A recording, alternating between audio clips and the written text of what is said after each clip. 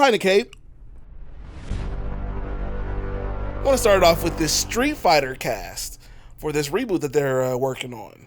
So, like, we've been kind of talking about some of the casting that they've done. Hasn't been anything too crazy until recently.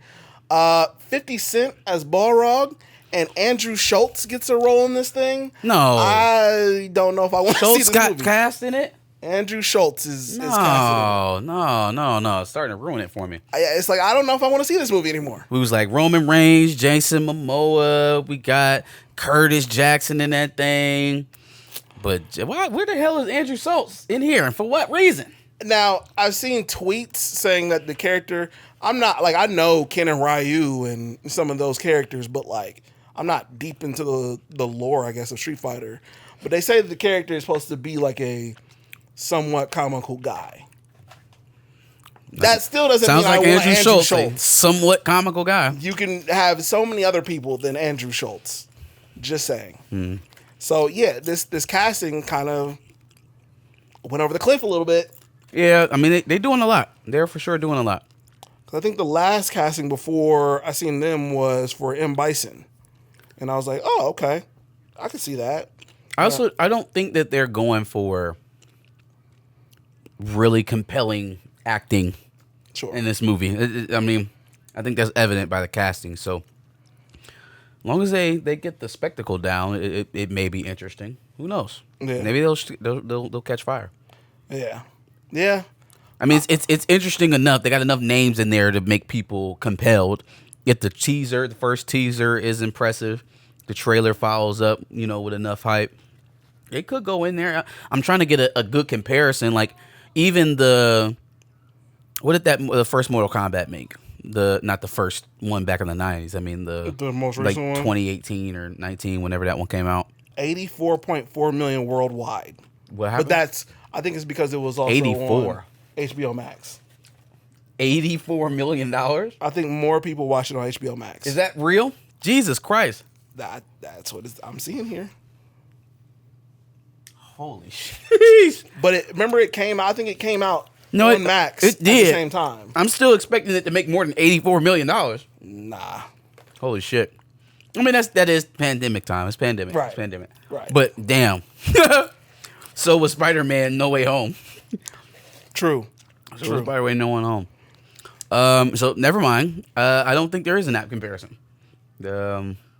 Maybe money isn't the object. Maybe they don't spend a whole lot of money. Maybe they get the actors that they get for the price that they can get them, and we spend a lot of time on practical effects.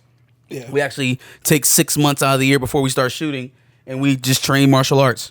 Like, we go on destination somewhere, seclude ourselves, and we actually train to be martial artists for a little bit. That would go a long way into what we're seeing on the screen. Sure. Will they actually do that with Jason Momoa and Curtis Jackson and the chick who's playing Chun-Li? Chick who's playing Chun-Li need to do some squats. She's dainty. She needs some thigh action. She's dainty. She need to hit the leg press. She need to do some donkey kicks. She need to get in there because it's not Chung-Liing, Sure. But yeah. I mean, they could actually fight. That would go a long way in helping the film. I will say this: 50 Cent as Balrog and Schultz has me a little worried. But then I remember they had Walter Goggins as Bison, and then obviously Jason Momoa as Blanca, Roman Reigns as Akuma.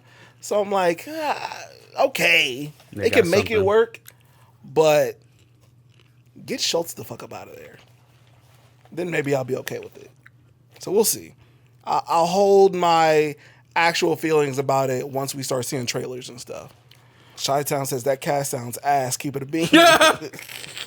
You know what I mean? Like, I'll reserve my actual feelings on it. If all they doing is fighting, it sounds fine to me. If all they doing is fighting, but if they try to put any stank on that story, it's going to unravel. That's why I don't think we're working really hard with the script. I think it's going to be kind of like the ilk of the 2021 Mortal Kombat. Sure. But even that had more story than I'm expecting here. So yeah. A little bit more background. Terry Crews should have played Balrog. If they wanted to piss me off anymore, it would have been with that one. So we'll see. We'll see. Once some things start coming out, we'll see. Amazon has a casting wish list for 007, which does not include Aaron Pierre. So all of the people who were in the comments of the Black Bond video we just did last week, there you go. It seems like they want to stick with a white Bond. They had Tom Holland. They had Jacob Elordi from Euphoria. Weird face, creepy face. And I forget the last name. Harris Dickinson, I think. Is that right? I almost called him Hunter Dickinson, but that's Hunter Dickinson's crazy. Yeah, he went undrafted. That boy went undrafted. He did. Yeah, Harris Dickinson, Jacob Elordi, and Tom Holland. If you want a picture of Harris Dickinson, here he is. Doesn't look very absolutely Bond-ish. not. Oh wait, hold on. So damn, Holland or Jacob Elordi. That's what These are better, but still not. 9. It's going to be a no for me, kid. Yeah, I don't trust Holland as James Bond. I don't trust that in the least bit. I think we've seen Tom Holland as a multifaceted leading man, and I think it's safe to say that Spider-Man is his wheelhouse in terms of, box office Hollywood draw. I think it's safe to say that Spider-Man is his lane. Okay, so then Jacob Elordi? Jacob Elordi has a weird face. He's got a stalker I touch kid face, so he can't be anything. He gotta go back into. He can't be anything. He gotta go into Euphoria season 8 or something. Yeah, I don't see Jacob Elordi as Bond. It just doesn't. Honestly, give Bond he to has me. out of all three of those on the list, he has the best build. He has the most Bond-esque. Sure. feel. Well, I haven't seen Harris Dickinson. Like besides those two pictures. What is he? You guys IMDb? Was that? Was that I had it up. Let's see. What has he been in? Maybe that'll jog my memory. He was in Disney's Maleficent. Who would he play in Maleficent? Was he the prince? Let's see. Not the prince. Was there Prince Philip? Prince? Yeah. Okay. Vaguely. He was in The Kingsman. He was in. Is that that movie where the Iron Claw with the guy from The Bear and? Yep, that's it. Okay. Zac Efron. They're like wrestling brothers. Oh, he was the brother. He was the other brother. There was the guy from The Bear and Shameless. There's Zac Efron, and then the other brother is Harris Dickinson. Okay, he's okay. I don't know if I get James Bond vibes. Elordi is tall enough. He's got that kind of like cold, dead stare that the Bond needs, but it's a little too dead. Like there's nothing behind it, man. Maybe he just plays his character on Euphoria extra well, and he can be charismatic and charming, and look like you may actually want to sit down and have the beer with a guy. But right now, I have this vision of him that looks like he does weird things in the dark when nobody's around. And so, like, that just is not giving off James Bond energy. Yeah, I'll be honest, none of the three of them really say Bond to me. I think Tom Holland might if Nathan Drake was a bigger thing. And since it wasn't, that's kind of was the proving ground for me. Like, all right, let's see if he can step out of Spider-Man and be a leading man, in his own right. Honestly, it's not really that much of a discredit to Tom Holland as much as it is to Hollywood. There just aren't box office stars anymore, or the ones that are there of a dying breed, and then the younger generation still hasn't proven themselves to be anything like the generations before them, in terms of my name and face is the draw. Yeah. Right. Like, there are a couple exceptions, but I don't know where the next Will Smith, Denzel, I guess Michael B. Jordan, right? Like Hodge. he's the closest, but if you really think about it, Michael B. Jordan been acting since the 90s. Since he was a kid. Yeah. Like Michael B. Jordan been around. He's not really part of this new generation of actors. When I think Michael B. Jordan, I don't put him in the same class as Sidney Sweeney or Dakota Johnson or a lot of people don't say it, but he was a child actor. Yeah. So I don't put him in the same class as even some of the actors that he's in age wise. He's in the same class as Orlando Brown. Stop. So yeah, I just don't think that bankable ability has translated, into this newer generation of movie stars, because it just feels underwhelming. The list feels underwhelming. Yeah. Honestly, if they're looking for a Bond, I know Chi-Town says Aaron Taylor Johnson would be a good Bond. I think Aaron Taylor Johnson would be a great choice for Bond. I think he Mo picks says shit Henry Cavill. films though. He has Will Smith's taste in scripts, and he don't have Will Smith talent. So that's his problem. Okay. I think he's a solid enough actor to be in a lot of good movies, and he just has picked a lot of stinkers. Well, I'll do this. Since we may not get Aaron Pierre, who seems to be taking up all the roles, and we want a white guy to continue playing Bond, he's not exactly white, but Pedro Pascal. No. What? Hell no. Pascal. No, he takes all the roles. I want Pedro Pascal to take a 5-year break from acting. I want him to count all this money that he done made over the last 5-6 years and take a break. I done seen enough of Pedro Pascal. Pascal should play Bond. Nah, the Chilean the Chilean Thunderdome over there needs to take a break. Needs to take a break. He tearing the market up. If it's not Pedro Pascal and it's not Aaron Pierre, Tom Cruise is my James Bond. None of these actors are casted or martial artists. No, I don't mean we have to get actual. They have to be actual martial artists. I mean, maybe bring in some martial artists and train with them, and maybe that will be the selling point of the film, as opposed to great cinematic performances by seasoned actors, because that's just not what we're going to get by and large. Yeah. Okay. So 500 actors, directors, and other personnel in Hollywood decided to come together and rank multiple things. Apparently, they gave Wolf of Wall Street the #1 Martin Scorsese film, but they named Black Panther as the second best comic book movie of the 21st century. Yeah, it's crazy. Phenomenal, actually. That I'm assuming number it one ranks was that Endgame? high. Probably one of the team up movies. Infinity War, Endgame, most likely, maybe Civil War. But it's definitely not a solo, standalone film with a singular focus on one character. Definitely not. Yeah. And the fact that it ranks that high among its peers tells you that all of that cultural flashpoint shit, like, while it absolutely was a cultural flashpoint, but that's not the reason why the film was successful. Mm-hmm. People cared about that character. People wanted to see that character. People had spent their entire lives wanting to see that character on screen. And when they got the opportunity to, they balled out. They showed up for the character.